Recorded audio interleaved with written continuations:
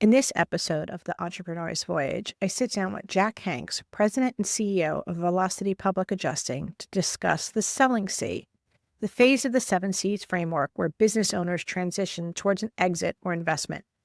Jack shares how they reached $240 million in claim volume by their third year and what it was really like to undergo 11 months of due diligence to close a deal.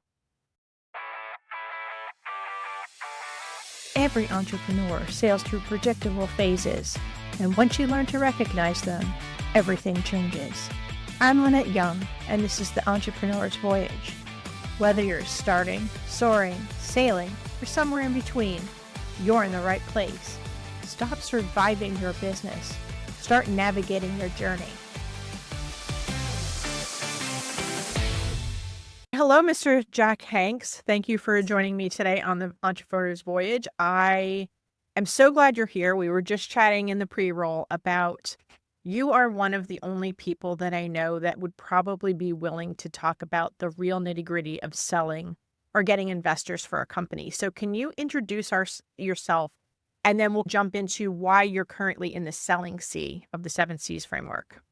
My name is Jack Hanks. I am the president and CEO of BPA Claims. We are in 47 states, and in our third year, we did 240 million in claims. So we were quite advantageous to the private equity world. Needless to say, it was a very quick journey, and I'm super happy we did it.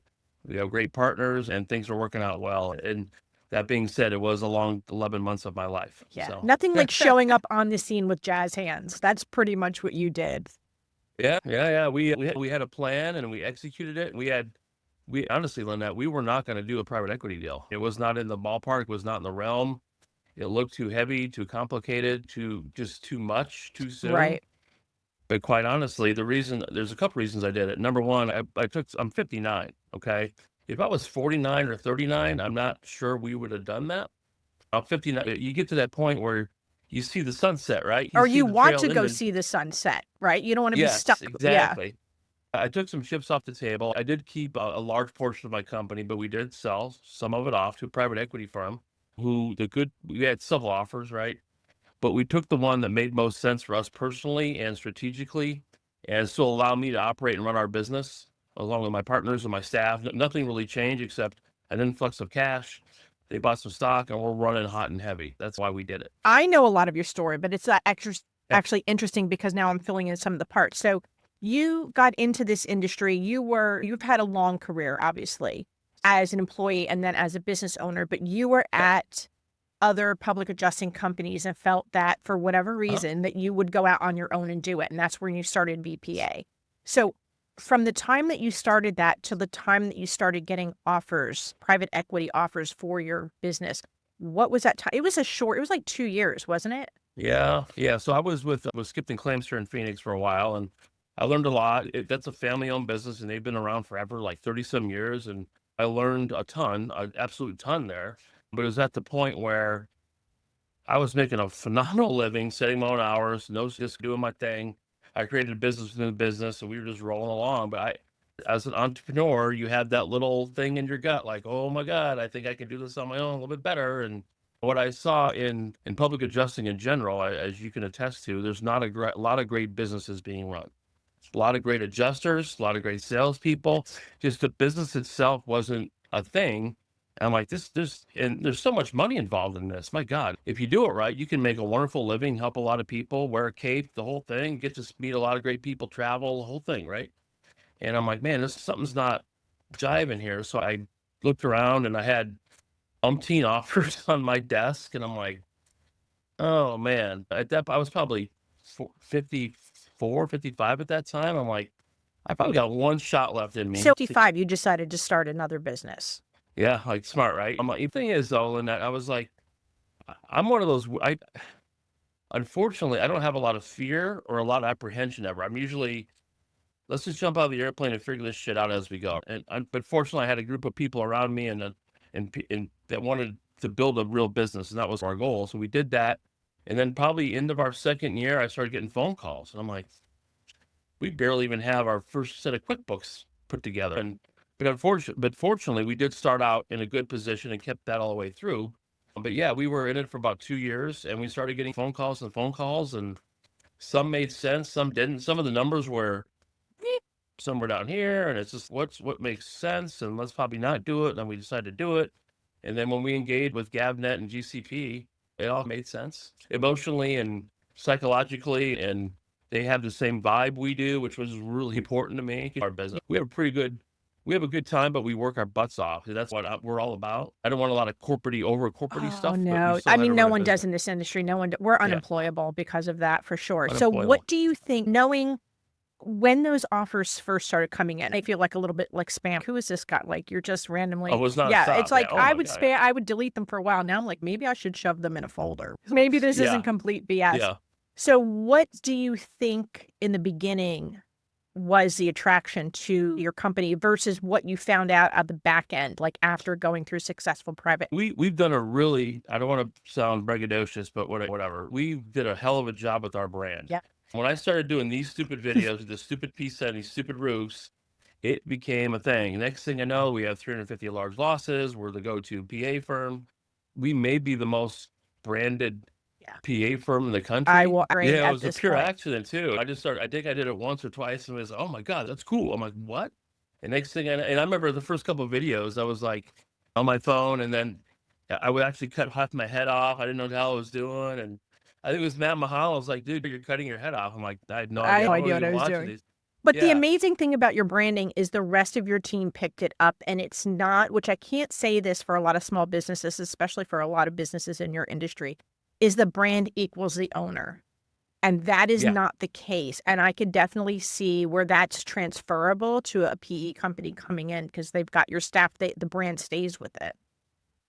Yeah, we use Slack. We have a whole documentation team. Those guys on there and our adjusters. Their instructions when they go to a claim, they do a drone video and they do a roof selfie, and they send me that. And we try to post that. We post something every day, but 90% of the time it's us on a large roof doing something, and that perpetuates success, and it perpetuates the next thing and the next thing and the next thing.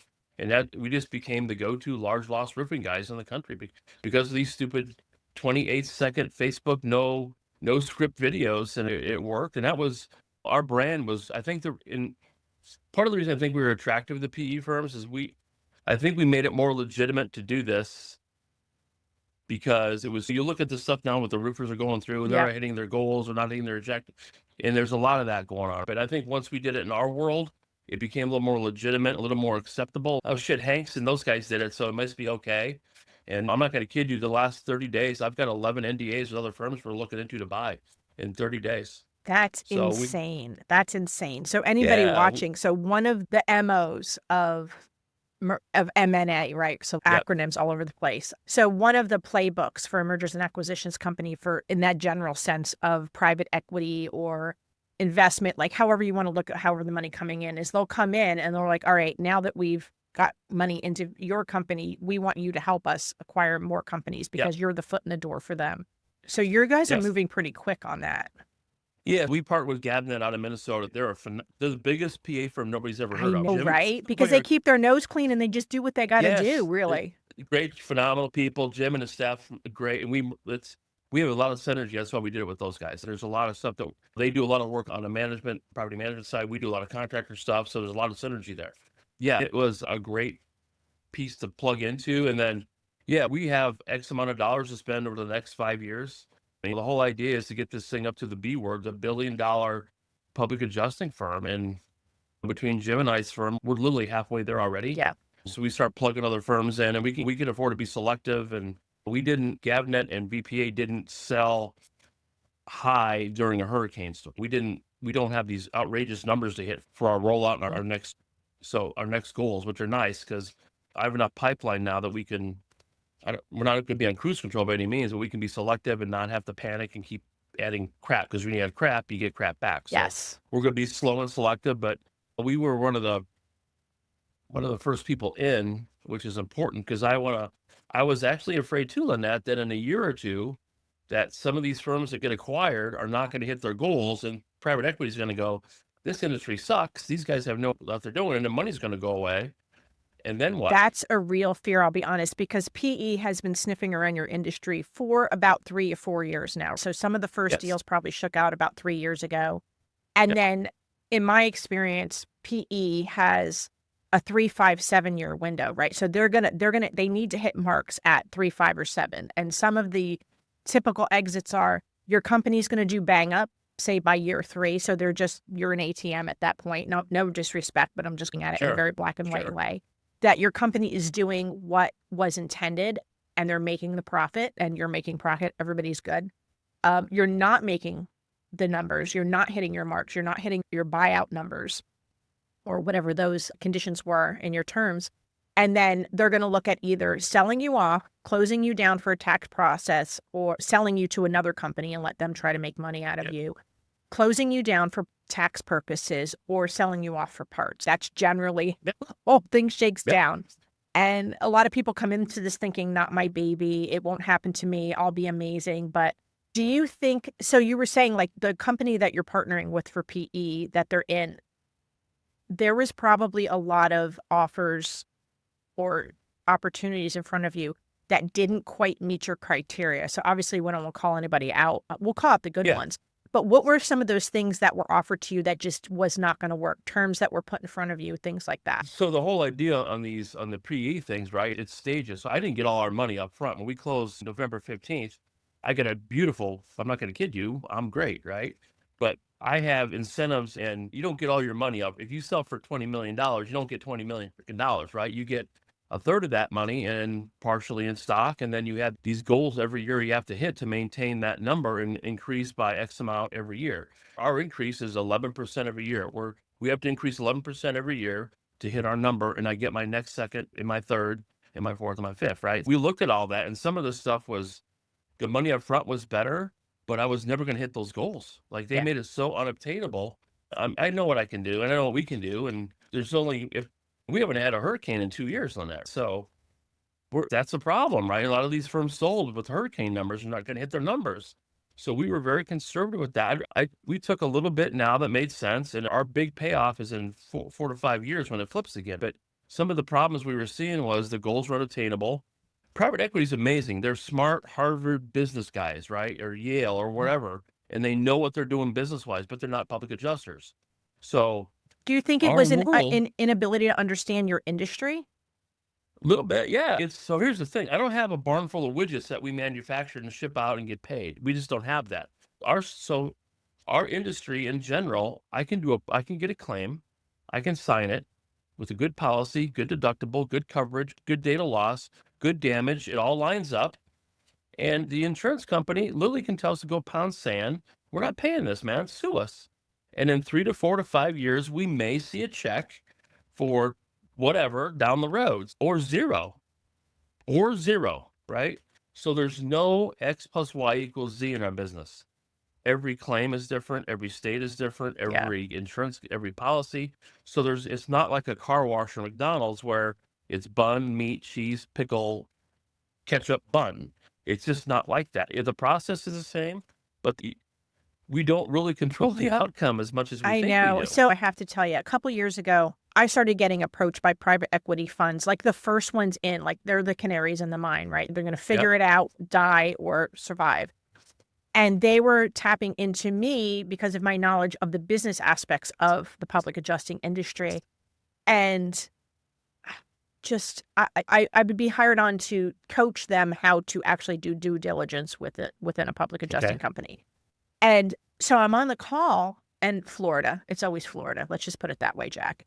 They were like, I don't understand why their books look so bad, why their cash flow is so horrendous. They're not getting checks for 16 months. They're like, as soon as their anticipation of this was as soon as a public adjusting company signs with a client, with a policyholder, and you guys do that first estimation of loss, right? So we think this loss Yep. is going to be $500,000. And we know it's the expertise you guys are what you do, what you're licensed for. They thought when they did that first estimate for $500,000 that they were turning around and immediately sending the policyholder an invoice and getting paid Yeah. within that first, within the first 60 or 90 days. And I was like, who told you that?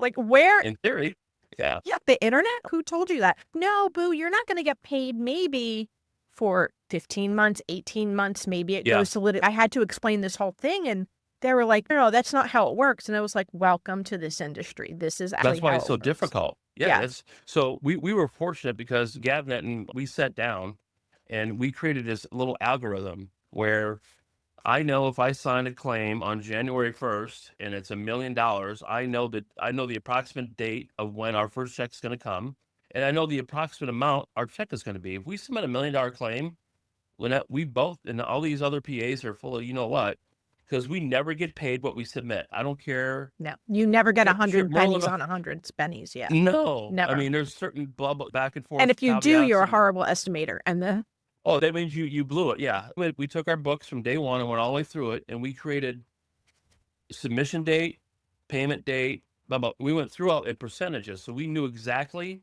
what our role was, right? How much we submit a claim on this date, we're gonna see our first check, and how much is that check gonna be, and when the RCV check gonna come. So we have this algorithm now that we can extrapolate all the way through these other firms that we know approximately when the cash flow is gonna hit. And the P's and finally it made sense. Oh shit, now we get it. That's why our work in progress is you see our claim was remember, right? Our work in progress is so important because like I said, the claims I signed in December of 2025, we won't see our payment until June 18th yeah, and 2026. And the bigger the claims, the longer it takes, right? If ever. And that's the problem. So we created this dynamic, this algorithm. We know how it's going to work now in theory, and some are quicker, some are later, whatever, but we know the you've got average, an right? average. So Yeah. we were able to take that number, extrapolate it through, come up with a number made sense. Proud that our offer sheet and our final sale were within pennies of each other because we were very diligent on that. And a lot of times they're going to get an offer for 10 million and kind of find out it's only 3 Yep. million. And that pisses everybody off, and there's a problem there. That's a big thing. Is these guys in our heads we're all worth more than we are, but our world is so difficult. There's not stuff, right? We don't have stuff. Yeah. It's all pieces of paper. We dump it in Claim Wizard with submittals that we try to get paid on, and we negotiate. So there's so many variables involved, and that's the difficulty in private equity in our world. It's not it's not. We don't make widgets, Yeah. and thank God our PE firm we're working with are very smart, and they get that and they understand it now. So now we have the platform, and we have be able to build upon that. And the hardest part is going to be convincing these other public adjusters that your shit ain't worth what you think it is right now, but eventually it could be. I have ego. There's a lot of ego in there. And yeah, even my own company probably isn't worth what I wish it would. What I would really want to exit at, nobody's going to pay me. Yeah. I might as well go buy Powerball at this point. Yeah, No no, one's giving me. exactly. No, it does get scary, and it is. But like I said, we took our time with it. We knew, and actually, the number we got back was more than I thought we were going to get. So like, we had to play a little hardball just to play hardball. But I'm like, Yeah, oh, just okay, to great. just to put some fight in. For sure. Yeah, it was difficult and challenging. I learned a lot. There were, oh my God, talk about. I bet if I got paid per Zoom call, I'd be a billionaire right now because there were so many Zoom calls and so many back and forth. And quite honestly, the hardest part of the deal was my employment agreement. Right, because I did my own thing as an entrepreneur. I made whatever I within reason. Now it's like I have an employment agreement. I have certain things to do, and I'm like, what? I'm Jack Hanks, guys. Blah blah blah. They nope. All Yeah. right. So that was the hardest part, and getting that down because it's now I have health insurance taken out of my check, and I get a paycheck every 2 weeks, and yeah, it's crazy. So yeah, that was the hardest part was getting my employment agreement done. Honestly, It's crazy. So that actually brings yeah, me into in the 70s. So you're very squarely in selling, right? And selling could be what you guys are doing, right? So you sold off some ownership of your company in exchange for money, right? But some people selling actually that I work with, it's a generational transfer of dad's got one foot on the golf course and the company is turning over and it will be under someone's reign. So there's different interpretations of selling. But within that, in my big matrix, there are 4 Ps that power this, right? And much like in a sailboat, you have 2 main sails, right? Your main sail is your power engine, right? So it's the big sail that like makes your boat go. And there are 2 directional finders. It's the head sail, where you're going. So in selling, there are 2 main sails, right? 2 of the power. Process is number 1, and you just like really outlined. You literally have a process for estimating when you're going to get paid.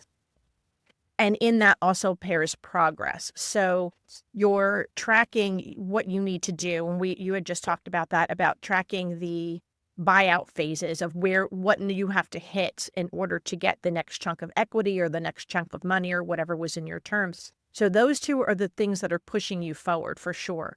Do you think that you have any of those implemented for your team?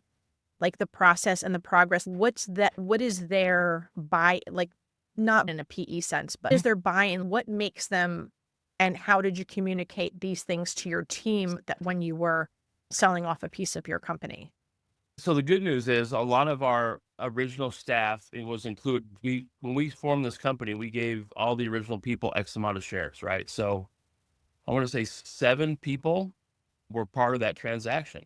And they woke up on a Friday morning with a nice little chunk of change in their bank account. That's just step one. Yeah. So we understand, and everybody understand, we laid it all out for them. The EBITDA number, it all goes down EBITDA. And every nickel we spend, if I fly first class to Florida and instead of coach, it affects the EBITDA number, right? So all these things are affected by what we do. Every nickel we spend hits the bottom line somewhere, somehow. So all of our staff has salary and a bonus structure involved. The public adjusters are easy, Did that right? They get exist a salary before or after PE? before Okay. and then after also. So everything carried through, right? But so they all had bonus structures and they understand their role is, even the admin and the administrative people they contribute to the bottom line. They're strictly overhead, but if they can do more things to add to the bottom line, that's what it's all about. I'm not afraid to tell. I had a call last night with an HOA board in Utah, and I'm like, we're for profit. I'm not sitting here going to blow your horn. I'm doing this to make a profit and to get your claim paid, but I get your claim paid. I make a profit. That's what we do. So it's not, I think a lot of guys are afraid to admit that. We all, at the end of the day, as public adjusters, we want to have the good heart and the good soul, and all these things. But at the end of the day, man, I'm here to run a business. And whether it's a car wash or widgets or McDonald's, we need to be profitable. And so everybody has to partake in that and buy in. And when everybody buys in, I'm talking top to bottom, right?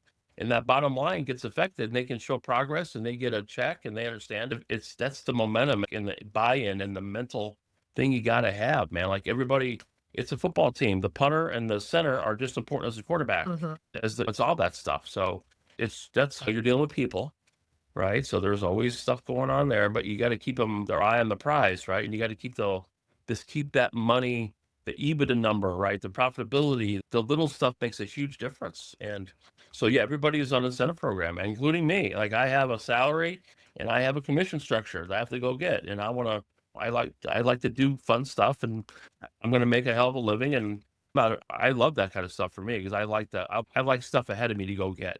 If I don't, I get very bored and the busier I am, the better I perform. When I get lazy and slow is when I start going haywire. That's Yeah, not my you can't, brain. but I you're like not to the go. person that can sit idle for sure. You'll get yourself. No, You'll go my like wife invent would a new kill me, my business or kids would kill something. me. Yeah, my employees would kill me because I would sit around with stupid ideas all day. You know what I mean? Yeah. So the two other pieces of sale are the head sale, the directional finders, and they are perception and purpose, right? So this I find very deeply with founders that have sold. There's two things, like what's their next purpose? Like, so now you're in and you're on the employee, not an employee track, but how you participate in the company is slightly different. And your purpose within the company is different. Yeah. Like the way that I always envision it and explain it to people is when a founder is in your position now where you're fresh off of an acquisition, and then you've got, say, maybe a buyout, like maybe you have to stay for 2 years or 3 years or whatever your terms say, and then you know that there's an end in sight. That becomes your purpose, is to make sure that your Yep. baby can take its training wheels off and Yep. ride itself out there. Yep. That combined with the perception of now someone else, and I'll say this in a general terms, I don't know how your company it's structured, someone else has the reins. So one of the things that I see the most in private equity, and I'll say across public adjusting and roofing and a couple other verticals in home services that I have experience with, is that when things are going great, everybody's happy. But when the shit starts to hit the fan in the company, Yeah. and the former majority owner goes to do something and they're like, go sit down, our show to run, like that is a really hard thing for a lot of people to swallow. You've not been through there, but how do you envision when the hard things are going to come? Yeah. So I do have a different, my job at VPA was always to bring a lot of claims in. That was my major role. And I'm still performing that role here. But my second part to this is the chief acquisition officer as well. So my job is to bring in as many quality PE firms to our platform as I can find. And that's fun and challenging at the same time because most of the guys they work out of their house and they're one guy Yeah. or one girl, It's almost right? talent acquisition at that point. Yeah. So yeah, and they're like, what do you mean I got to be an employee? I'm like, I'm an employee. If you want to do this, you got to be an employee. And so that's part of my role. But yeah, I've been really fortunate. Jim at Gabnet, he handles the PE stuff, man. His role is to make sure our EBIT numbers hit and he deals with them. I'm going to call once a month. He's going to call every day. So we've split the duties up where that's not, Lynn, I'm old enough to know I'm really good at about three things, right? And that's it. These other tangible items are we're working with these PE firms and with the money stuff and all the reports. Jim is phenomenal. He loves it and he's great at it. So we've retooled the bus with different seats. And I just took a couple different seats. I think what happens is a lot of these guys and girls and firms, roofing companies, whoever, they don't understand their weaknesses, and we all have them. My weaknesses are I don't like accounting. I don't like paperwork. I don't like human resources. I don't like all that stuff.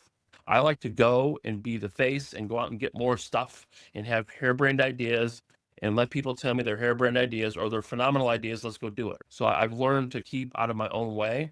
In the last 4 or 5 years, that's when my career has really gone through the roof, is because I'm not the waiter, the hostess, the cheap bottle washer, the trash taker. I'm not all that stuff. I just do what I do. Yeah, And I it's always so say it's there's a big, when you're like the business, the owner operator, and you're operating 100% in the business, like you get to cash the big checks and scrub the toilet at the same time. yeah. So now you can And do the things that you don't want to do. yeah, there's certain things I'm just not really good at because if my problem is if I don't like something, I just blow it off and stuff. It's it's like going to the dentist. I really don't want to go to the dentist. I put that thing off as much as I can. Just like financial reporting. I don't like that kind of stuff. Jim loves it. He's smart. He gets it. Mm-hmm. He can deal with those guys. My job is to bring quality people in, let them sort through it, and then I'll help them close the deal. But in the middle, that's their deal. So I've really learned to stay, and I'm not a big title guy either, man. I like to work hard and have a good time and do good, cool stuff. What my title is, I don't really care. I'm young. When you're younger, I think that's a bigger deal. When you get Yeah, our age, I'm 50. I'm whatever. coming up on 55. I'd have to agree with you. Like, I don't care what my title is. I just want to do the thing. Yeah, man. As whatever my deal is, I just want to excel at it, and I let other people have that, and that's cool. And that's what we were so successful at BPA so quickly. Everybody had a role, and we stuck to it. Like I always call those guys are when you go bowling when you're a kid, and you have those little bumpers that pop up. I need a lot of those bumpers. Otherwise, I'm all over the place. I've learned that a lot, and I'll let everybody. When we form this thing, like, all right, Jim, you do that, I'll do this. You guys do that. Boom, let's go. And it's been almost, I don't say seamless, but it's been really cool the first 30, 60 days getting this thing moving. So from when you seriously were considering getting investment money from the PE firm that you did, so like when did you start to realize, oh, I should actually do this? Did you get outside help to walk you through the process? What did that look like? So I'm fortunate. I've had a couple other businesses, and when we started when I started getting some sniffs, and it started to make a little sense to me mentally, I called in a good friend of mine, Dan Simonson, he's a CFO, and he's done some of the big roofing deals. But he lives here in Phoenix. He's a friend. We've done a couple things together in the past. I'm like, Danny, what do you think? He goes, but it's great, but here's all the crap that goes along with it. And I'm like, how much do you charge? How much I don't have to deal with that crap? Yeah. So that's what I did. So he's our CFO and our consultant for this, and he did the crunching and all this stuff. And then we had another firm that handled the sale part of it, right? And so keep in mind though, that's $500,000 of stuff that we had to pay for. Okay. Now Selling other is people not realize free. that Selling is it's absolutely not not free. free. Getting your shit together and having people work on your behalf is not free. And God bless them. The deal was phenomenally. I wouldn't have got it done without them, 100%. But I think a lot of these guys don't realize you got to have people on your side. Number one, to beat you over the head and say, like, this doesn't make any sense. No is okay in these deals too. No, yes, this makes sense. No. And my big thing, and I had a great law firm working with us also on our team. And I'm like, guys, you tell me what's it supposed to look like? I don't know. I'm a sales guy, and I don't know what the hell. It's a 187-page contract. I don't know. So yeah, I had a CFO, I had a sales team, and I had a law firm on our behalf, working on BPA's behalf with the private equity, same people going through their stuff. And then that kept Jim and I out of the fray. We let them do their thing. And then behind the scenes, we had a concept in our head but we let the numbers and the paperwork put it. That's what they did. That's not my thing either. $400,000 later and a bunch of great people, we got it done, but it took, Lynette, it took a year. That It seems took a quick, year. though. A year seems quick, Yeah. honestly. We were fairly clean going in. We had our stuff was very well put together going in, thank God. But keep in mind too, a lot of this has never been done before.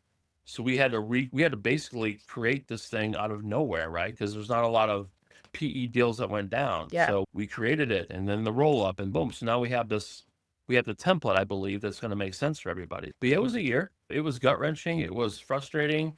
There were many times I'm like, oh my God, we're never going to get this done. And then Were you we were fi- you mentally where you're like, I can walk away from this if I need to? yeah, I make without this, I have a great career. I have a great family. I have great kids. I have a great wife. I have a phenomenal business. I make a great living. I didn't really have any complaints. All this did was take chips off the table and advance me some profits for 2 or 3 years ahead of time, and got me some really cool partners to allow my business to grow even more. And I'm a little bit ego crazy that I want to be the biggest and the baddest all the time. And this is what kind of is going to allow us to do that.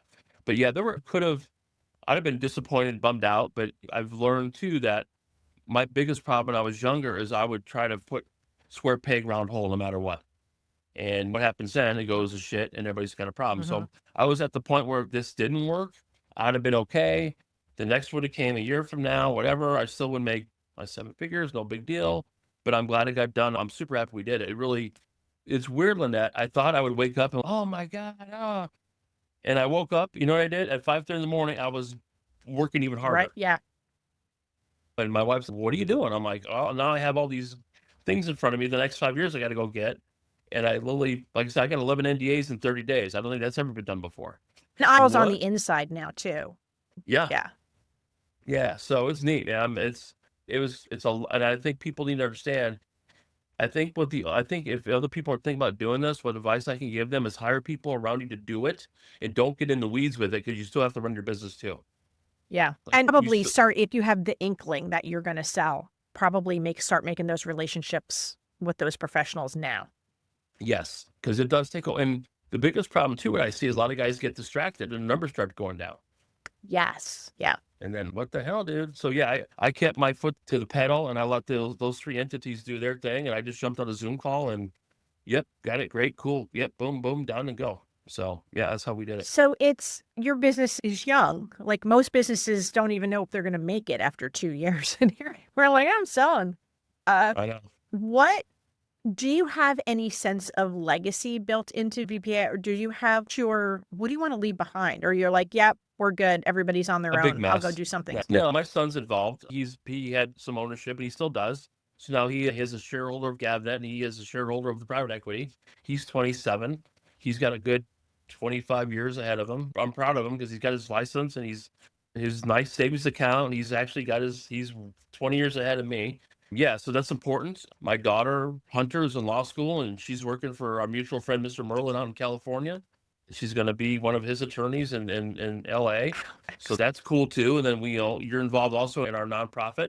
And that's a huge thing I'm passionate about. So that nonprofit's going to be around forever. And I'm sure VPA will be around forever. I really think that we came in and did some cool stuff nobody did before. And I think there is a legacy to be left. I'm super proud of that, man. We actually hopefully helped legitimize public adjusting. We made it like a real business and we made it okay. We try to do I enjoy the hell out of it. Yeah. And I think my kids do too. And I think all of us at VPA actually give a damn about this thing Yeah.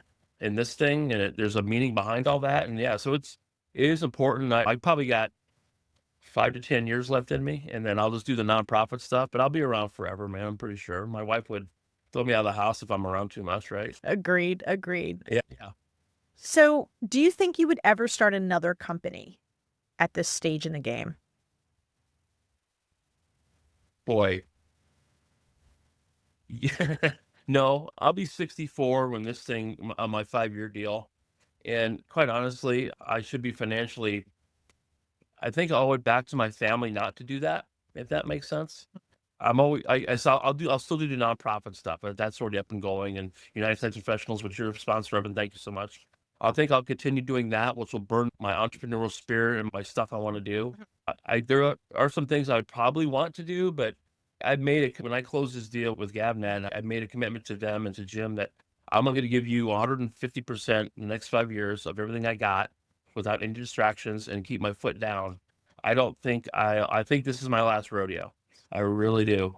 My wife and I have a beautiful life and relationship, and we want to travel and play golf. And at 64, I don't want to get too old where I can't enjoy that anymore either. So I think I owe it to my family not to put them through that again, mostly. But like I said, I'll have something always going on. But I think this is the last rodeo for me, which I'm super. It's a great way to go. You know that Tom Brady, right? I think he stayed a year too long. And if like we had a big discussion, Jason, who works for me, it's man, I love it's probably Jason. important to leave on your fifth Super Bowl, not try for your sixth. Yeah. And there's only so much money that you need. There's only so much whatever. And I will miss the action of it all eventually, but I think I'll get over that when I'll join a men's golf league or something. I'll be fine. Yeah.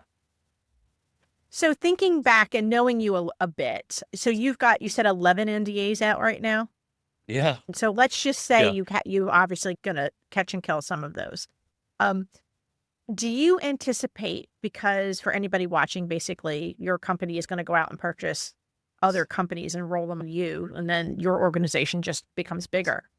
Yeah. But with that, I would have to anticipate there is the opportunity for mentorship on the skill side as well as the business side. So do you see yourself involved in any of that, or you just want to catch and throw it over the fence and let, somebody else deal with that? Oh, yeah, that's a great question, actually. So my biggest weakness is I'm not a great teacher. Okay. I know how to do certain stuff. I just know how to do stuff. I don't have any formal training. I'm a poli-sci major from Indiana University with a 2.0. Okay. I picked that because I was getting thrown out of school. You got to pick a major. I'm like, what? So I'm not, I think my biggest thing, I can take what's in my head and give it to people and they can create something out of it. But I can, some of my favorite stuff we do is we'll do like a monthly Zoom call with some of our little smaller PA firms involved in our nonprofit, and they'll just throw ideas out. And I can do that all day, but I'm as far as structured mentorship and things like that, I'm just not good at that. I'm a little bit of too freewheeling. Yeah. If like stuff like so the cool part like this, we have no script. You just ask me questions. But if I had a script, so we had to do a UCP training video about a year ago, and Doug sent me a script, and I'm like, "Hi, That's this so is Doug. Jack Hay," and I'm like, I look like the biggest moron, and I'm reading this. He calls me, goes, "Can you please throw that away and just do your thing?" And certainly, I just redid it. I did it in one take, and I was done. But if I have a script in front of me, for some reason, I suck. I don't know why. So yeah, I don't. I think I mentor, and I think I do a pretty good job of leading and mentoring without leading and mentoring. Does that make sense? Yeah. It's a follow and replicate by example, not because you're in there. Yeah.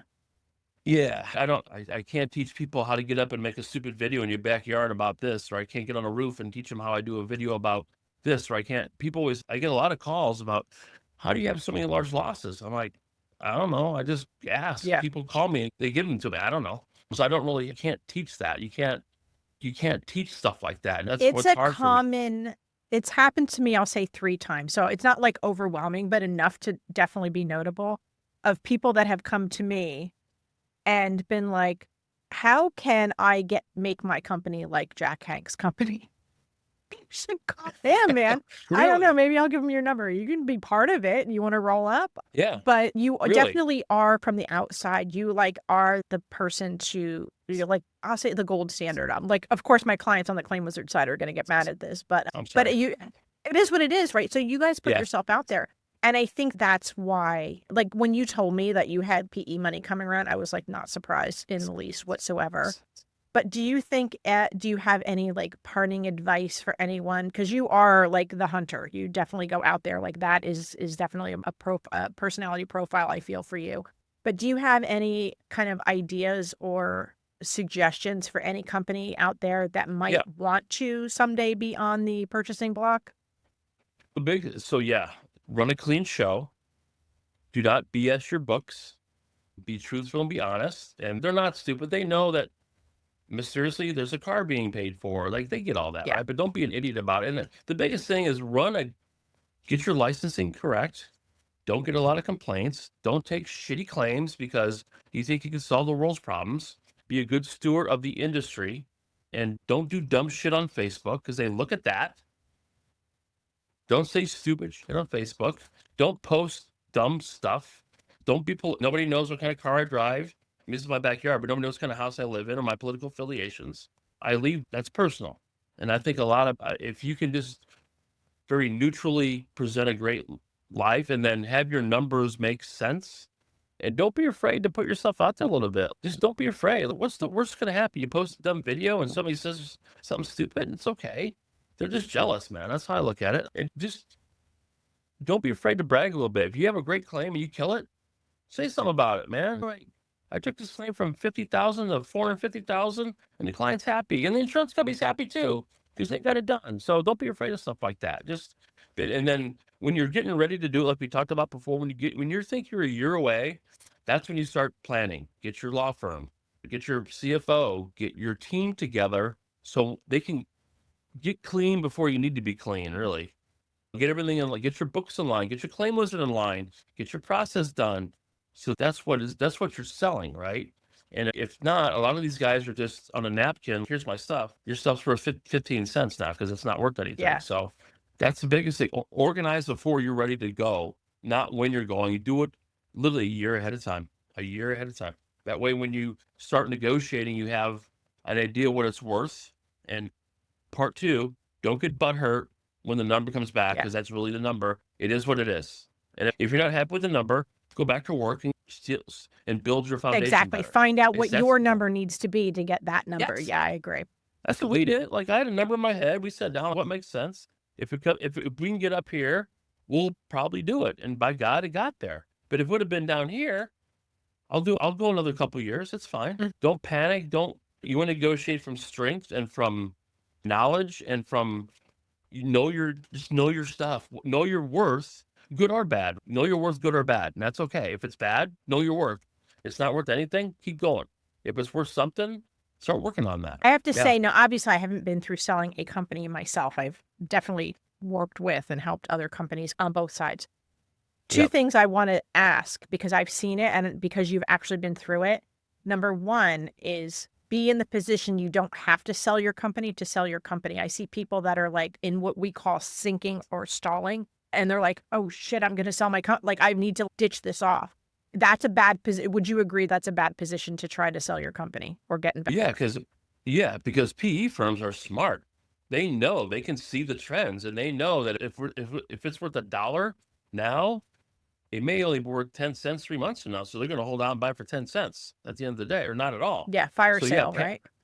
Yeah, never panic. The problem, if you're panicking, that's not a PE sale. That's I need to redo what I'm doing sale. That's take a step back, reevaluate, change your processes, change your mentality, or hire, fire, whatever, and then get it right, because PE firms are really smart and they don't buy garbage. Agreed. They don't buy garbage. And the second thing I wanted to ask, because it's been brought up to me, is never, and this does not hold true for the public adjusting industry, it doesn't hold true for probably any company out there, is the idea of never trashing your competitors or publicly, or in your case, like the insurance company, because there are tons of public adjusting companies out there that will be like, we hate insurance companies, we sue them. First of all, you're not suing them, you're not a lawyer, so shush up. Right. But they're very adversarial towards that. And the way that I look at it, even my company, like, all of our money is trickling down from the insurance carrier. And I've never seen you really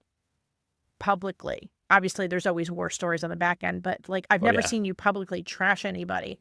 And I would have to say that the M&A and PE companies that I've worked with in the past, that is a huge red flag for them as well, too. Like when you said keep your nose clean, like, I think that's part of it. Yeah. Don't go out online and run your mouth. So when we started this thing, my goal was to be the most well-respected PA firm in the country.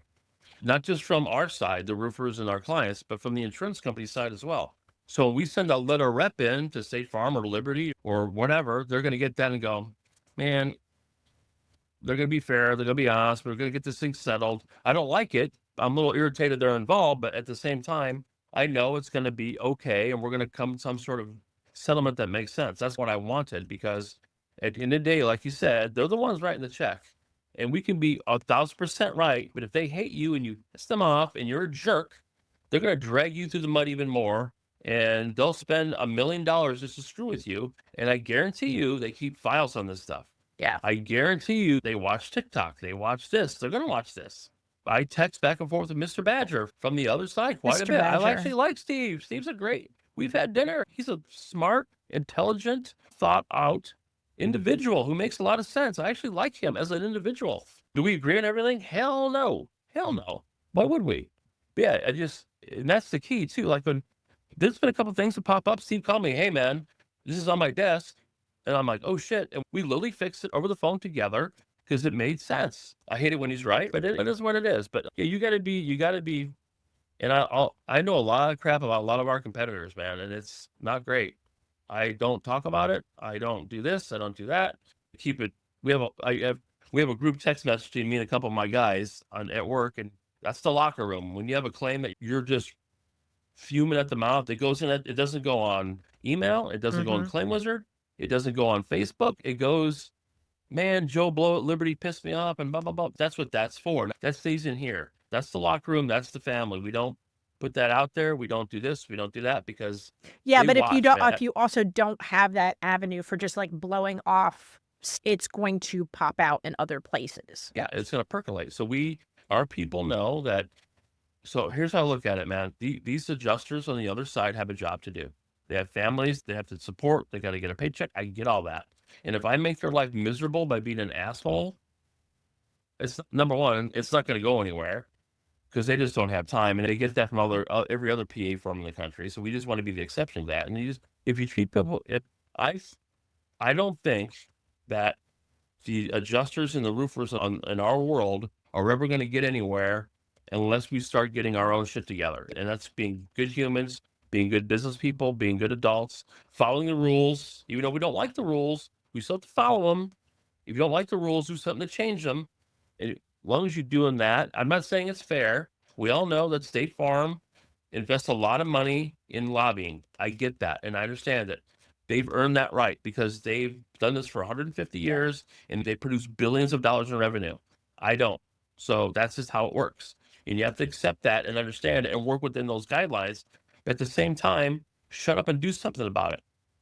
Join NAPIA, join UCP, donate to United Policy Association in To California. Amy Box. Yeah. Amy Bach, right. Shut the hell up and help, or shut the hell up. You can't have both ways. I love it. It frustrates me on that too, because all these guys, this isn't fair. What have you done about it? I'm just going to complain on Facebook. Oh, okay. Yeah. Great. That's not You're not anybody. helping. It's not helping. No, you're getting likes and clicks. That's not what it's all. If you have a problem, call your state senator, make some phone calls. Hey, this isn't making sense to me. Jump on board one of these nonprofits. We'd love to have you. Let's go. Donate some money. Let's use put your money where your mouth is. Yeah. Let's go. My bank doesn't accept clicks and likes for payment. Hell no. Hell no.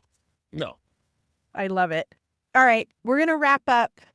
Well, is there anything that you have that that you'd like to say about selling a company that we haven't covered already? No is okay. And just know your worth. Like I said before, it could be bad, medium, or good. Just know what it is, and just be realistic, and don't make it a life or death experience. Because if you panic and you give that aura, so you got to be able to say, I'm going to walk away from this at the end of the day if it doesn't work. And that's what gives you strength and the confidence and the power. And and the other side as well. A good deal is only a good deal is when everybody's a little butthurt when it's all done, but everybody's kumbaya. That's a good deal. We didn't get everything that we wanted. They didn't get everything they wanted, but at the end of the day, we're friends. We high five, grab some steak and some wine, and let's go. And then make sure you're all working together. And then the vision's really important too. Make sure the people you partner with or involved with have the same vision, because my vision may not be the same as over here, which is fine, by the way. If there's other platforms you can jump into, but the vision's important because you are giving up some of that stuff to these platforms, right? And if the visions don't align, it's not going to go. You don't want to be that guy on Facebook a year from now getting screwed by a private equity world. You don't want to be that guy.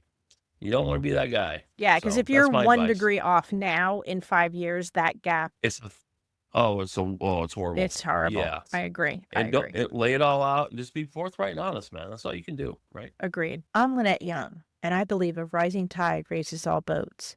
That's why I'm here. That's why this show exists.